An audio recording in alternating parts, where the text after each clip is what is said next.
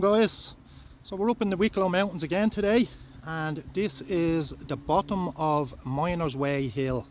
I'm after walking all the way down from the top there, and I've made my way down to the bottom here. And as you can see, there's some sort of structure over there. I don't know what it is.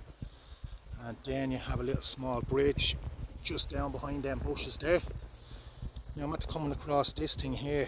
I don't know what the hell this is, but I'm going to walk up and have a look. Now what I've done all the way down was I followed the stream down, and I've done all underwater footage today. So we'll just have a look, and that's all there is here inside here. So I actually don't know what it is, but it's all part of Miner's Way in anyways. There's my GoPro there. So I was doing the underwater footage with that.